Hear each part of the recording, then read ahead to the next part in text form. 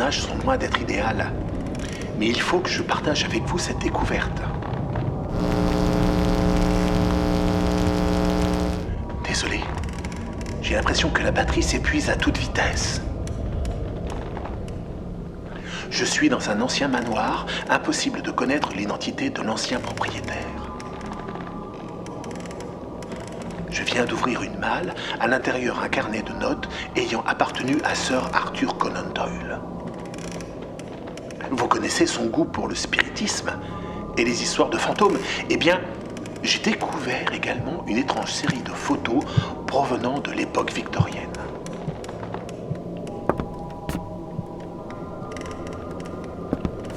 Vous savez qu'à cette époque, Halloween était célébré au Royaume-Uni avant de devenir très populaire aux États-Unis après 1870. Mais rappelez-vous, le surnaturel est souvent synonyme de fête d'Halloween.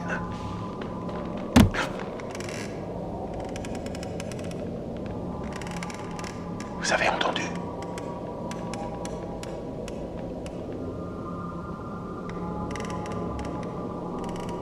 Un petit rappel.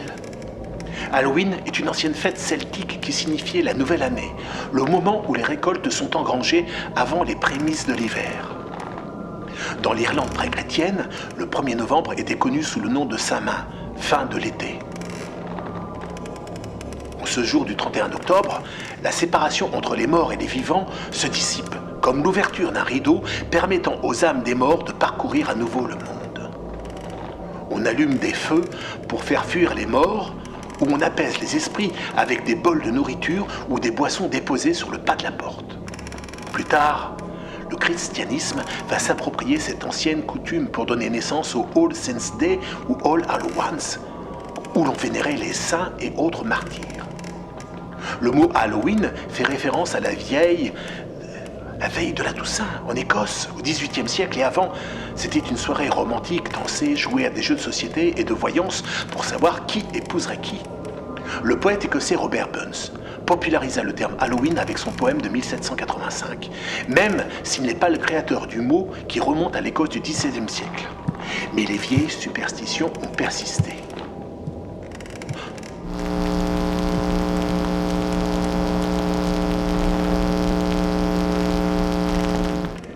Les coutumes populaires d'Halloween en Angleterre comprenaient le souling, où des groupes d'adultes et plus tard d'enfants vêtus de costumes visitaient de grandes maisons pour chanter et collecter de l'argent et de la nourriture.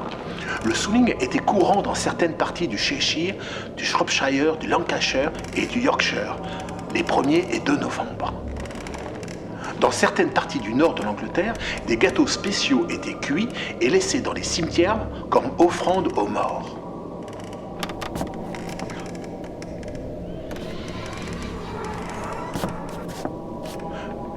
Dans les jeux divinatoires, on utilisait également des pommes. La peau était jetée par-dessus l'épaule ou alors on plaçait les fruits dans une bassine d'eau où on les pendait à des ficelles pour être saisis par les dents des joueurs.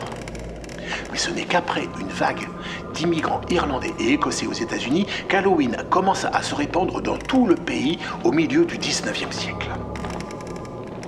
S'il y a bien un élément lié à Halloween, c'est la citrouille taillée en forme de visage et éclairée de l'intérieur, les Jack-o'-lanterns.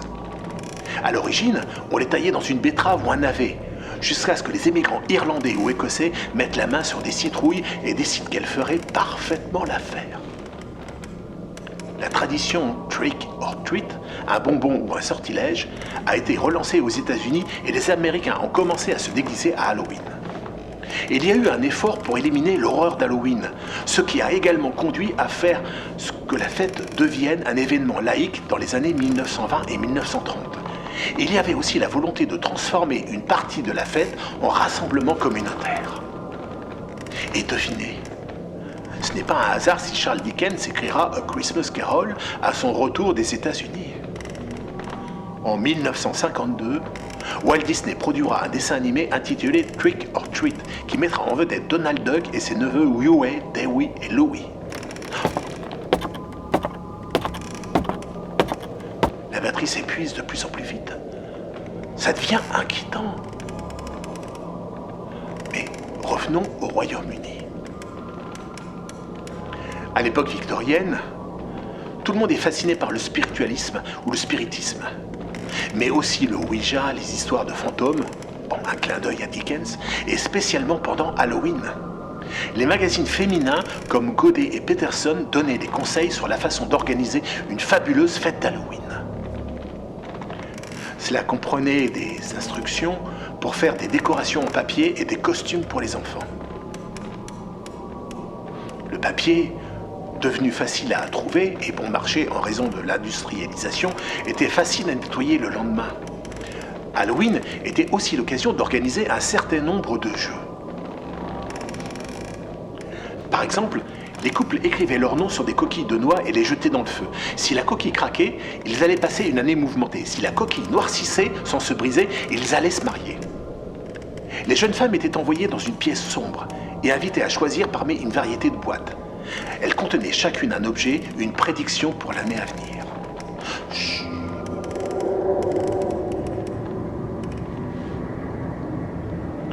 Voilà un jeu pratiqué à cette époque sur lequel il faut mieux rester discret. Il s'agit du jeu Bloody Mary.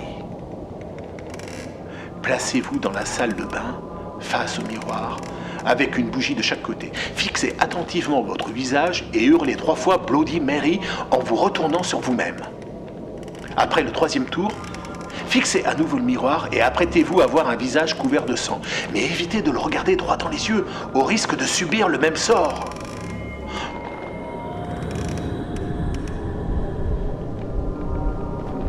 D'autres jeux étaient censés donner une idée de l'avenir d'une personne.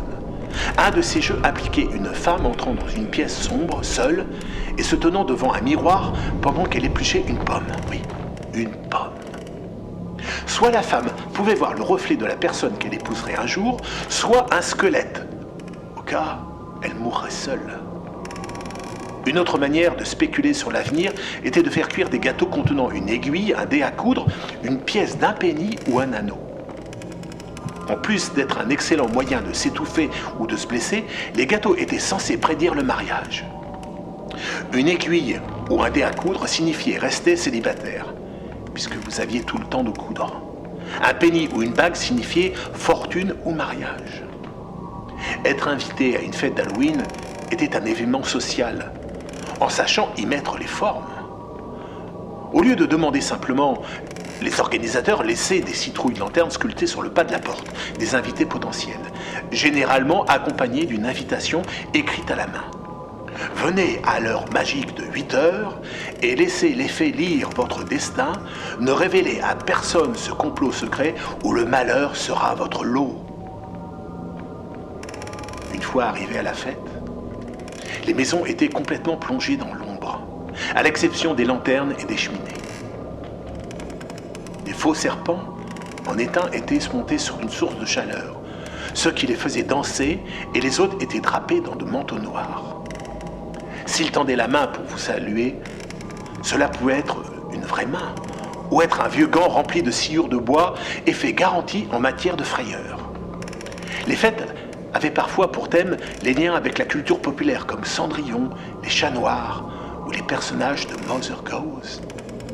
Question habillement, les Victoriens aimaient passer incognito en agrémentant leurs vêtements d'ailes de chauve-souris, de chapeaux ou d'accessoires de style gothique.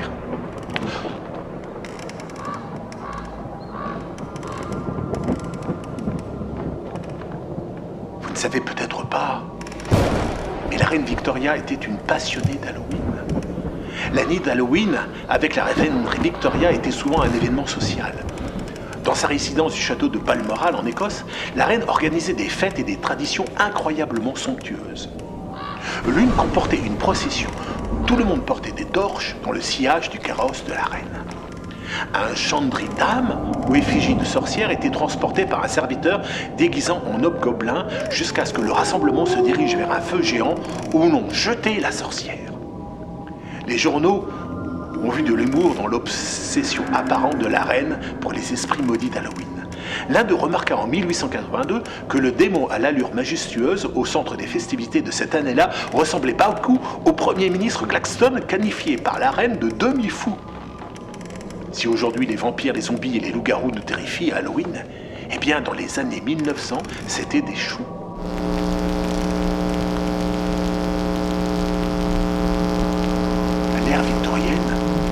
Pas besoin d'attendre Halloween. À l'époque était remplie de traditions étranges comme la photographie post-mortem ou les chapeaux en taxidermie très à la mode. Des chapeaux très en vogue parmi la classe supérieure. L'époque victorienne était considérée comme l'âge d'or de la taxidermie. Porter un animal mort sur la tête était considéré comme le summum de la haute couture. Des mammifères, des oiseaux, des poissons, des reptiles morts étaient utilisés pour concevoir ces chapeaux. Mais laissons aux Victoriens le soin de célébrer Halloween comme il se doit avec leur style. L'esthétique du 19e siècle est vue aujourd'hui comme une étrange bizarrerie sociétale allant du collectionneur de sangsues ou de la mode des colorants toxiques à base d'arsenic et autres tissus inflammables souvent garants de dangereux prix de beauté. Alors, qu'est-ce que les Victoriens pensaient d'Halloween ?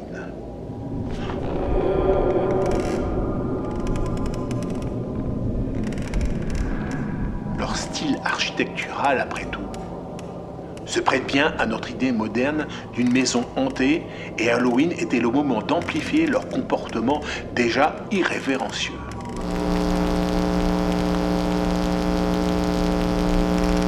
J'ai bien peur que les fantômes de ce manoir ne fassent pas bon ménage avec le matériel électronique. La batterie devient très très faible. Il est temps de vous dire à bientôt pour de nouvelles vidéos.